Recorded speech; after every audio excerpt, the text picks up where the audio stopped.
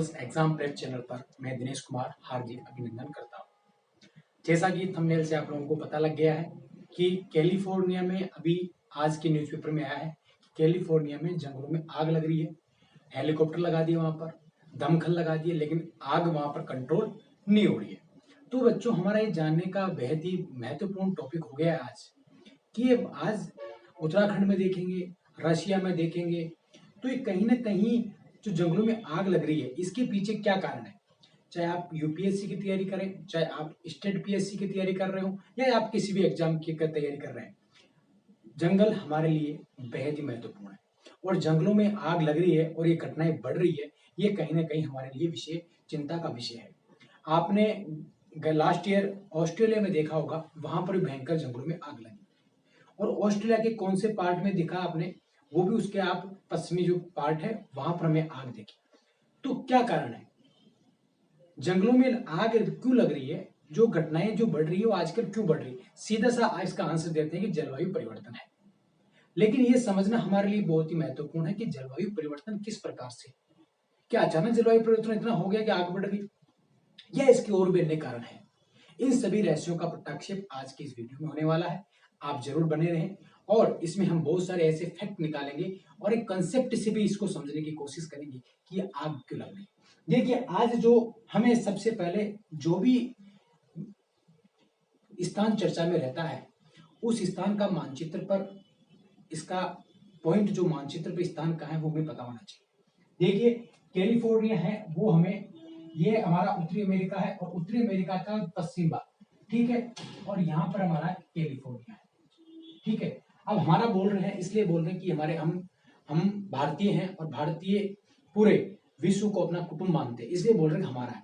बाकी अमेरिका वाले इस पे ऐतराज कर देंगे, भाई आप तो हमारा कैसे बोल रहे हो, आप तो इंडिया क्यों नहीं, लेकिन हाँ, हमारा मान लेते हैं, क्योंकि हमें अपनत्व की भावना होती है, ठीक है।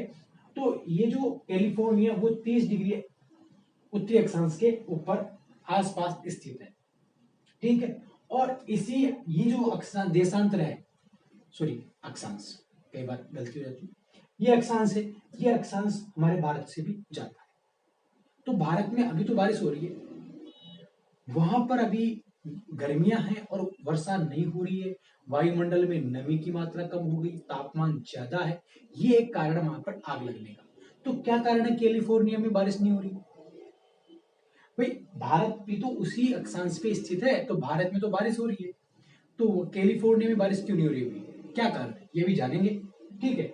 तो इसमें कैलिफोर्निया की बात करें तो अगर आपने जलवायु कटिबंध पढ़े हैं, जलवायु क्षेत्र पढ़े हैं, तो आपको अच्छे से पता होगा, और महासागरीय धाराओं का प्रभाव भी यहाँ पर है। देखो, बहुत सारी चीजें एक साथ काम करती है, तभी जाकर चीजें बदलती है। देखो, इसके पीछे क्या कारण, कैलिफोर्निया जो है, यहां से आने वाली कैलिफोर्निया की ठंडी धारा है इस तट पे, क्योंकि जब आप धाराओं का क्रम पढ़ोगे तो इस तट से उत्तर से दक्षिण की ओर आने वाली कैलिफोर्निया की क्या है, एक ठंडी धारा है जो इस क्षेत्र में बहती है। अब ठंडी धारा क्या है, अब देखो तापमान ज्यादा, ठंडी धारा, तो कहीं ना कहीं कंट्रोवर्सी आपको दिख रही होगी। जब वो ठंडी धारा होती है तो वो क्या करती है, जिस क्षेत्र में जाती है उस समुद्री जल का तापमान क्या करती है, कम रखती है।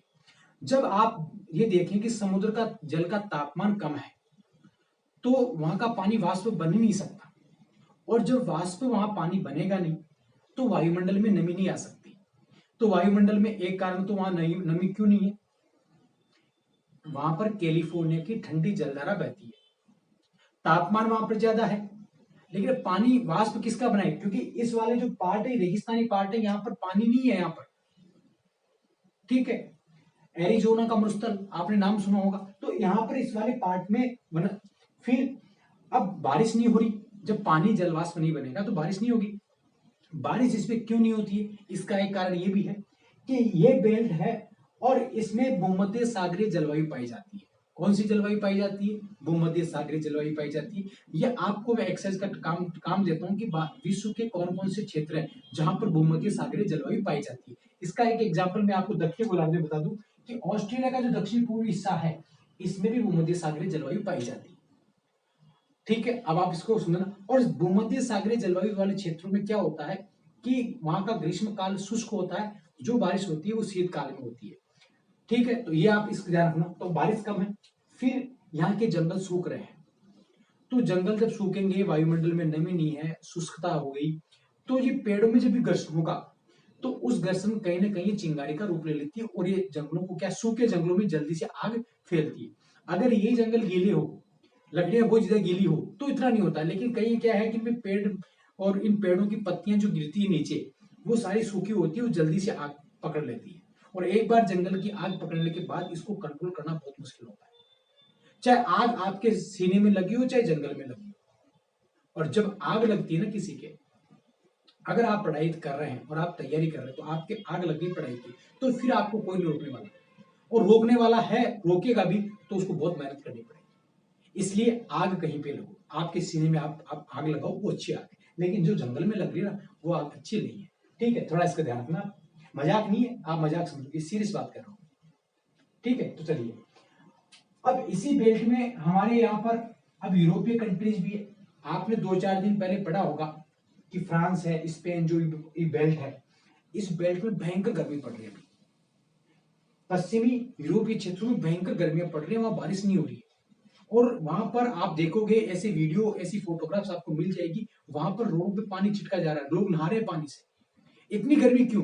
क्योंकि ये वाला बेल्ट भी किसमें आता है, भूमध्य सागर के आसपास का जो बेल्ट है उसमें भूमध्य सागरीय जलवायु पाई जाती है। और मैंने पहले कह दिया, भूमध्य सागरीय जलवायु वाले क्षेत्रों में बारिश जो होती है वो कब होती है, शीतकाल में बारिश होती है, ग्रीष्मकाल इनका सूखा होता है। और जो सूखा होगा, एक तो देखो सूर्य भी कहां पर है, 30 डिग्री के आसपास, 23.5 डिग्री करके कहा ना, तो करके के पास तो है भी। एक तो सूर्य का प्रकाश, सूर्य की लंबवत किरणें चमक रही, दूसरा वहां पर क्या है, अभी बारिश भी कब होगी, वहां पर कब होती है, शीतकाल में होती है। तो एक तो क्या कहते हैं, कहावत है ना आपको कि एक तो नीम नीम और ऊपर से करेला चढ़ा, या एक तो करेला और ऊपर से नीम चढ़ा, ऐसे बोलते, सॉरी, एक तो करेला ऊपर से नीम चढ़ा, मतलब कड़वे में और कड़वा। तो यहाँ पर गर्मी में और गर्मी, हम भारतीय इस मामले में अच्छे हैं। अभी अभी गर्मियां तो है, लेकिन कहीं ना कहीं सर्दी तो, वो बारिश तो हो रही है, तो मौसम हमारे यहाँ पर सुहाना हो जाता है। ठीक है, और एक बार वो बताऊं मैं आपको, जब बारिश होती है तो प्राकृतिक वनस्पति का भी बहुत अधिक विकास होता है। कभी भी आप देखना, बारिश के पानी में प्राकृतिक वनस्पति का जो श्रृंगार है वो चौगुना हो जाता है, मैं कहूंगी 100 गुना हो जाएगा। हम पानी डाल के अगर वनस्पति करते हैं उसकी तुलना में बरसात का पानी वनस्पति के लिए बहुत ही अच्छा होता है। कई बार हम पौधे लगाते हैं सीजन में, क्यों लगाते हैं, क्योंकि इस सीजन का पानी है वो वनस्पति के लिए सही होता है। इसका मैं आपको कारण बताऊं, आप जान के और अपने आप को गौरवान्वित महसूस करोगे, और अपने दोस्तों में डिस्कस करना कि क्या पानी, वर्षा के पानी में ऐसा क्या है कि वनस्पति के लिए ये रामबाण होता है। देखो, जब भी आकाशीय बिजली गिरती है, आकाशीय बिजली के कारण क्या होता है, आकाशीय बिजली गिरती है, नाइट्रोजन जो ऑक्साइड है वायुमंडल की, उसमें कोई क्रिया होती है। ठीक है, तो जिसके कारण क्या होती है, जब आकाशीय पानी आएगा नीचे, तो उस पानी के साथ वो नाइट्रोजन गैस कहाँ आती है, धरातल पे आ जाती है, उस पानी में ही मिक्स होती है। और आप अच्छे से जानते हैं कि नाइट्रोजन पौधों के लिए क्या है, भोजन का काम करती है, पोषक तत्वों का भंडार है ये नाइट्रोजन। ये आप इसलिए पौधे बारिश के पानी में अधिक तेजी से सर्वाइव करते हैं।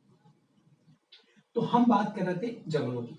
रशिया में भी देखो, अमेरिका है, रशिया है, इंडिया है और चीन है, ये क्या है, प्राकृतिक वनस्पति के विपुल भंडार वाले क्षेत्र तो है, साथ ही साथ इनमें आग लगती है। तो इसके आग के और भी कारण है, वो हम बताते हैं।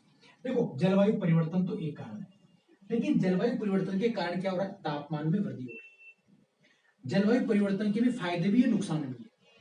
जब तापमान वृद्धि होगा तो हम कहेंगे तापमान वृद्धि होगी तो बस पानी वाष्प ज्यादा बनेगा, पानी वाष्प बन रहा है तो देखो एक तरह से क्या हो रहा है, समुद्र का जल स्तर कम होगा, पानी वाष्प बन गया, लेकिन पानी वाष्प बनेगा तो जितनी बरसात भी होगी तो वापस लेवल।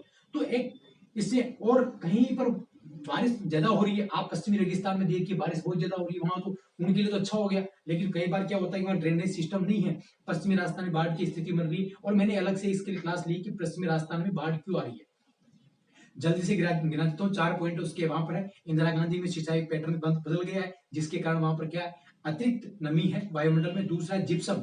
क्यों जिप्सम, क्यों उस क्षेत्र में, क्योंकि वहां पर टेटिस महासागर का अवशेष था, कैल्शियम कार्बोनेट के वहां निक्षेप थे, और कैल्शियम कार्बोनेट आगे जाकर क्या बनता है, जिप्सम बनता है। और जिप्सम क्या करता है, ठोस की भांति, जब भी पानी टच करेगा जिप्सम के तो जिप्सम ठोस की भांति व्यवहार करता है। आपने देखा होगा कि सीमेंट में जिप्सम होती है, इसलिए सीमेंट के कट्टे के पास जैसे नमी आती है वो पत्थर बन जाता है।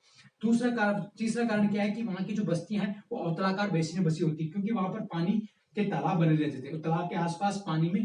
तो लेकिन जैसे ही थोड़ी सी वर्षा ज्यादा होगी, ये पानी पूरा अवतलाकार बेसिन में बढ़ जाता है, जिसके कारण क्या होता है, उनमें जो बस्तियां बसी हुई थी चारों तरफ, उसमें पानी बढ़ जाता है। चौथा कारण क्या है कि वहां पर ड्रेनेज सिस्टम विकसित नहीं हुआ, क्योंकि मरुस्थलीय क्षेत्र था, कभी नदियां बही नहीं, तो अचानक जब पानी आ जाता तो आदमी वो पानी सोच नहीं पाता कहाँ जाए। जिस प्रकार हमारे पास भी कई बार अचानक विपदा आ जाए, हम रास्ते नहीं जानते तो हम सोचते हैं कहाँ जाए, तो वैसी परिस्थिति वहां के पानी के साथ हो जाती है। ठीक है, तो आप इसमें देखेंगे कि तापमान वृद्धि होगा, वर्षा पैटर्न में बदलाव हो गया है, कहीं वर्षाएं ज्यादा हो रही है, कहीं कम हो रही है। जहां कम हो रही है वहां के वायुमंडल नमी है, सॉरी नमी कम है, और कम है तो वहां पर शुष्कता ज्यादा होगी, शुष्कता के कारण पेड़ सूख रहे हैं, और पेड़ सूख रहे तो आग लग रही है, इसके कारण हो गया। फिर क्या है कि भूमि में भी क्या नमी कम होती है, तो भूमि में नमी कम होगी तो वनस्पति वैसे वो कम हो जाएगी। ठीक है, हवाओं की दिशा भी बदल रही है, हवाई दिशाएं बदल रही है, हवाओं का पैटर्न बदल गया। ठीक है, अब जिस क्षेत्र से मान लो हवाएं स्थल से समुद्र की ओर जाने लगी तो वहां बरसात नहीं होगी, जहां समुद्र से स्थल की ओर आ रही नमी लेके आ रही वहां वर्षा होगी। तो जब भी आपके पास यूपीएससी में भी ऐसा क्वेश्चन आए तो आप पॉइंट याद रखिए, एक एक पॉइंट में दो दो लाइन लिखोगे तो आपका जो 100 150 शब्दों का 250 शब्दों का जो प्रश्न है उसका हम उत्तर आसानी से दे सकते हैं। ये बहुत ही इजी टॉपिक लगता है बनने वाला, लेकिन ये लिखने में उतना ही कठिन होता है। तो आप इसको बांटे, जलवायु परिवर्तन, दिशाएं बदल रही है। अगला कारण प्राकृतिक कारण। प्राकृतिक कारण में क्या होती है, पेड़ पौधे होती हैं, उनमें एक ऋतु विशेष में क्या पेड़ पौधे पत्तियां झाड़ देते हैं, और ये पत्तियां जब नीचे बिखर जाती है, और किसी भी कारणवश चाहे चीड़ के पेड़ों में, लकड़ी में आपसी घर्षण के कारण ये पत्ते जल्दी से आग को ऑब्जर्व पकड़ लेते हैं, जिससे आग तीव्र गति से फैलती है। तो एक ये कारण हो गया। चीड़ के वृक्ष आपको पता है, चीड़ के वृक्ष सर्वाधिक जो क्या है संवेदनशील होते हैं आग के प्रति, ये खुद भी आग लगाने में सहायक होते हैं। ठीक है, और उत्तराखंड में जो शिमला दार्जिलिंग वाला क्षेत्र, वहां चीड़ के वृक्षों की अधिकता हो गई है, जिसके कारण आग ज्यादा लग रही है। फिर कुछ मानवीय कारक भी है, मानवीय कारकों को हम नजरअंदाज नहीं करते। मानव के कारक हमेशा, जैसे आंसर राइटिंग फॉर्मेट आओगे तो आप क्या कर दो, जलवायु परिवर्तन, प्राकृतिक कारक और मानवीय फॉर्मेट, दो दो तीन तीन पॉइंट सब में लिखो, आपका 150 या 250 शब्दों का, या आरपीएससी में 100 शब्दों का आपका आंसर आराम से राइटिंग, इसकी फॉर्मेटिंग हम कर सकते हैं। मानवीय कारण क्या क्या है, वनों की कटाई ज्यादा हो गई है, वनों की कटाई से क्या हो गया, वायुमंडल में नमी कम हो जाती है, वायुमंडल में नमी कम होगी, वर्षा वर्षा आपने पढ़ा होगा कि जंगल वर्षा करने में सहायक होते हैं, तो वर्षा कम होगी तो शुष्कता वैसे आ जाएगी और नई वनस्पति नहीं उगेगी। एक है लकड़ी माफिया। देखो लकड़ी माफिया भी क्या चाहते हैं, लकड़ी माफिया चाहते हैं कि जंगल सूखे, जंगल सूखेंगे तो वो काटेंगे, काटेंगे तो बेचेंगे, तो उनका व्यवसाय चलेगा। जंगलों में आग लगेगी तो कोयला बनेगा, उसका भी व्यवसाय कर लेंगे। तो कहीं ना कहीं लकड़ी माफिया भी एक कारण है, ध्यान रखना, ये कहीं नहीं मिलेगा लेकिन लकड़ी माफिया कारण है।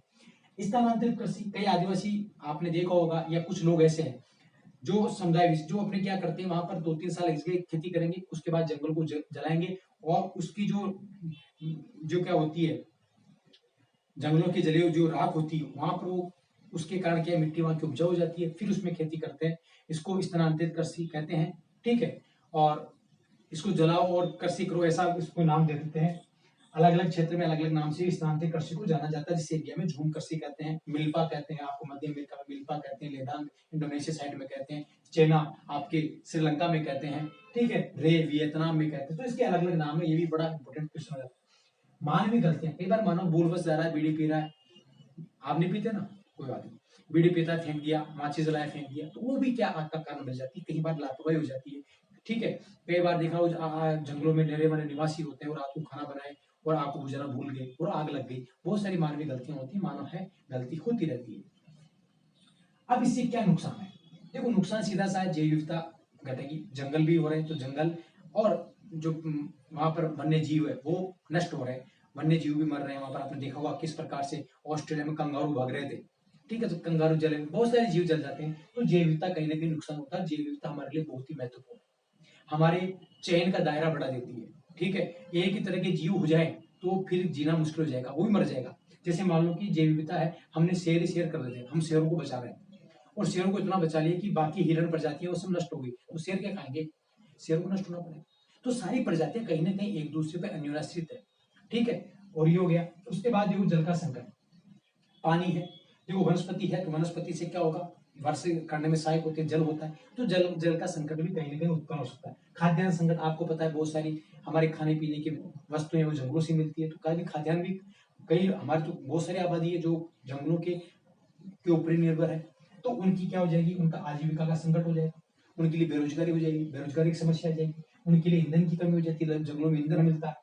पशु मानव संघर्ष, अगर जंगलों में आग लग रही है तो वहां का पशु जो है, वहां के जो जंगली जानवर है, वो वहां से बगकर बाहर मानवीय आबादियों में, मानवीय बस्तियों में घुसेंगे, तो कहीं ना कहीं पशु और मानव संघर्ष भी बढ़ जाएगा। तो आप देखो, जितना आप जोड़ सकते हो उतनी चीजें जोड़िए। उसके बाद क्या होगी, हमारी अर्थव्यवस्थाएं ध्वस्त हो जाएगी। अर्थव्यवस्था में बहुत सारे उद्योग है जो जंगलों पर आधारित है, बहुत सारे जो क्रियाकलाप है, आर्थिक गतिविधियां हैं, वो जंगलों पे, लोगों के पास इनकम नहीं होगी। जब इनकम नहीं होगी तो मार्केट में पैसा खर्च नहीं करेंगे, तो आर्थिक कहीं ना कहीं मुद्रास्फीति आ जाएगी, और जब मुद्रास्फीति आएगी तो मूल्य, रुपए का मूल्य क्या हो जाएगा, अवमूल्यन हो जाएगा। तो बहुत सारी चीजें हम इसको जोड़ सकते हैं। हमारा एक्सपोर्ट इंपोर्ट प्रभावित होता है, चारागाह खत्म हो जाएगा, और जब चारागाह खत्म होगा तो उसका प्रभाव किस पे पड़ेगा, वन्य जो हमारे पालतू पशु है उन पे पड़ेगा, और पालतू पशु है वो हमारे खाद्यान्न के महत्वपूर्ण स्रोत है, मांस है, दूध है, नहीं है, ये सारी चीजें किससे मिलती है, तो चारागाह खत्म हो जाएगा। तो आप जितना जोड़ सकते हो, जितने आप डायमेंशन दे सकते हो, जितने आप क्षेत्रों को इसमें जोड़ोगे, उतना आपका उत्तर, आपका नॉलेज अच्छा होगा। ठीक है, फिर क्या हो जाएगा, फर्नीचर उद्योग, फर्नीचर भी हमारे इस पे डिपेंड है, तो फर्नीचर महंगा हो जाएगा, फिर फर्नीचर महंगा हो गया तो फिर वही मुद्रास्फीति आ जाएगी। ठीक है, और हमारी जो क्या है, कृषि अर्थव्यवस्था पर भी प्रतिकूल प्रभाव पड़ेगा। तो इस प्रकार हमने जाना है कि जंगलों की आग के कारण क्या है और इसके नुकसान क्या है। अब थोड़ा सा हम जान लेते हैं कि हम क्या करें, हम क्या कर सकते हैं कि जंगल की आग कंट्रोल हो जाए। ठीक है, उपाय कई बार पूछ लेते हैं, 50 किस्म का शब्द, 50 शब्दों का दे दिया, तो इसमें आपको क्या करना है, थोड़ा सा ये देखना है इधर। ठीक है, तो इस प्रकार आपको क्या करना है, देखो इसमें क्या कर सकते हैं कि ग्रीष्म ऋतु होती है, उससे पहले जो पत्तियां होती है, जो आपके जंगल में पतझड़ ऋतु से के कारण आती है, उन पत्तियों को साफ कर देना चाहिए और एक जगह जाके जला दिया साइड में, क्योंकि वो पत्तियां कहीं ना कहीं क्या, चिंगारी को बढ़ाने का काम करती है। हम कहें ना आग में घी का काम, तो वो पत्तियां आग में घी का काम करती है। फिर क्या करती है, हमें लोगों को जागरूक करना चाहिए कि हमारे लिए जल, जंगल और जमीन और वहां के जो क्या बोलते हैं वन्य जीव हमारे लिए बहुत ही महत्वपूर्ण है। तो कभी कभी मानवीय गलतियां भी नहीं की जाए। ठीक है, तो जागरूक होना चाहिए उनको। भूमाफियों पर नियंत्रण रखना चाहिए। ये भूमाफिया क्या बोलते हैं, वन माफिया, जो ईंधन माफिया, लकड़ी माफिया, उनको थोड़ा सा, आपने देखो कि जंगल के चंबल में भी, विशेष रूप से चंबल नहीं, चंदन, जो अभी पुष्पा मूवी में आपने देखा होगा, वो चंदन की लकड़ी का व्यापार करते हैं। तो ऐसे माफिया, और ये शायद उसमें क्या बोलते हैं, आंध्र प्रदेश में और तमिलनाडु प्रदेश में बहुत ज्यादा सक्रिय थे। चंदन के लिए तो बहुत से बड़े, एक डाकू का नाम मुझे याद नहीं आ रहा एग्जिट, वो बहुत प्रसिद्ध है, उसकी फिल्म भी बनी है।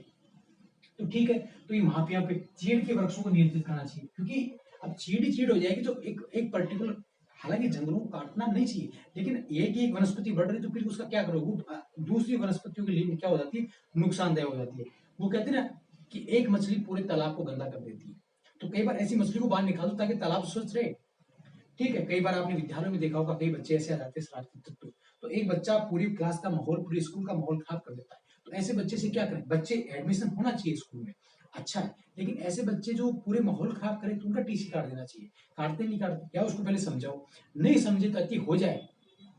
हम चीड़ के वृक्ष को समझा रहे हैं, भाई तू आग लगाता है, कंट्रोल कर, नहीं मान रहा, 2-4 साल बाद में आग लगती है, तो इसलिए इसको नियंत्रित करना चाहिए। जैविक कृषि को बढ़ाना चाहिए। जैविक कृषि को बढ़ाने से क्या होगा, जलवायु परिवर्तन कम होगा, जलवायु परिवर्तन कम होगा तो इससे क्या होगा कि तापमान, वर्षा का पैटर्न जो बदलता नहीं है, ये कहीं ना कहीं इसका CO2 का उत्सर्जन कम करना चाहिए। भारत ने 2070 तक जीरो नेट का लक्ष्य रखा है। ठीक है, वृक्षारोपण करना चाहिए ताकि वायुमंडल में नमी बनी रहे, वृक्ष बने रहे, हरा भरा नहीं है, स्वस्थ धरा, पेड़ हरा, मतलब कुछ भी कह सकते हैं हम ऐसे। और निगरानी बढ़ानी चाहिए, निगरानी इस पे बढ़ानी चाहिए कि कोई वहां पर शरारती तत्व वहां पर आग नहीं लगाए, एक तो इस पे भी बढ़ाना चाहिए, दूसरी की निगरानी सैटेलाइट से बढ़ानी चाहिए, ताकि कहीं पर भी अगर आग लग जाए, क्योंकि देखो प्राकृतिक कारणों से भी लग सकती है आग, ऐसा नहीं मानवीय कारणों से, जब भी आग लगे तो हमें तुरंत इंफॉर्मेशन मिल जाए। तो सैटेलाइट तंत्र भी हमारा मजबूत होना चाहिए, जिससे कि हम उसको जल्दी से इस डैमेज को कंट्रोल कि निगरानी तंत्र हमारा बहुत स्ट्रॉन्ग होना चाहिए, सैटेलाइट के माध्यम से होना चाहिए, टास्क फोर्स गठित कर दे, जहां पर हमें ऐसे मानचित्र बनाए जाए जिससे हमें ये पता लगे कि ये वनों की आग की दृष्टि से सेंसिटिव जोन है। ठीक है, तो ऐसे मैप बनाए जाए, लोगों को जागरूक किया जाए कि इस क्षेत्र में ऐसी कंडीशन आ जाए, अगर आपको जब भी पता लगे तो स्थानीय लोगों को भी क्या करना चाहिए, ट्रेन करना चाहिए आग को कंट्रोल करने के लिए। ठीक है, हमारे जो SDRF है या NDRF फोर्स है, उनको भी थोड़ा सा और अधिक मॉक ड्रिल करवानी चाहिए कि ऐसी घटनाएं आ जाए तो किस प्रकार, और हमारे साइंटिस्ट महोदय हैं उनको भी ऐसे रासायनिक केमिकल या स्प्रे इजाद करने चाहिए जिससे कि वनाग्नि कंट्रोल हो या लगे नहीं, क्योंकि वो ऐसा कुछ ऐसा सिस्टम करना चाहिए कि जिससे वायुमंडल में नमी बनी रहे जंगलों के आसपास, और अधिक से अधिक जंगल तो लगाने ही चाहिए, क्योंकि जंगल है तो मंगल है। ठीक है, इसी के साथ आशा है, उम्मीद है आपके लिए टॉपिक अच्छा समझ में आया होगा। बाकी आप अपने साइड से पॉइंट जोड़ना चाहिए, क्योंकि भगवान ने इंसान को सोचने और समझने की क्षमता दी है, तो इसका मतलब है कि हम लकीर के फकीर नहीं बने, कुछ सोच समझ करके नए टॉपिक हमारे भी जोड़े। और यही एक एस्पिरेंट से यूपीएससी या स्टेट पीएससी चाहती है कि हमारे सामने जो एस्पिरेंट आए वो खुद का कॉमन सेंस वाला है, because common sense is not common. ठीक है, धन्यवाद।